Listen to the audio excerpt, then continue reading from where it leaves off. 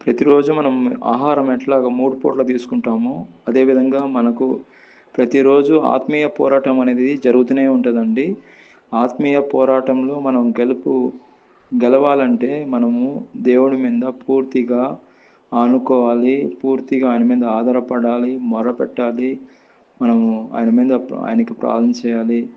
అదేవిధంగా ఒక ఉదాహరణ చూసుకున్నట్లయితే, ఒక అతను 2 కుక్కలు చాకుతున్నాడండి. ఒక కుక్క వైటు, ఒక కుక్క బ్లాకు.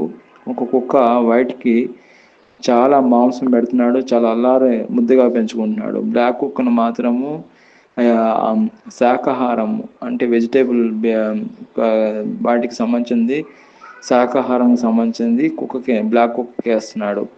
ఒకరోజు ఏమైందంటే 2 కుక్కలు కూడా ఫైట్ చేసుకున్నాయండి. 2 కుక్కలు అంటే 2 కుక్కలు కొట్లాడుకున్నాయి. ఆడితే ఏ కుక్క గెలిచిందంటే వైట్ కుక్క గెలిచిందండి. వైట్ కుక్కే. ఎందుకంటే ఆ కుక్క బలంగా ఉందండి. వైట్ కుక్క మాంసం తింటుంది. అది చాలా బలంగా ఉంది కాబట్టి ఇది బలహీనురాలైన నల్ల కుక్కని కొట్టేసింది. అదేవిధంగా మన జీవితంలో, ఆత్మీయ జీవితంలో కూడా మనము దేవుడి మీద ఆధారపడితే దేవుడు మన పక్షంగా ఆయన యుద్ధం చేసి మనకు గెలుపునిస్తాడు.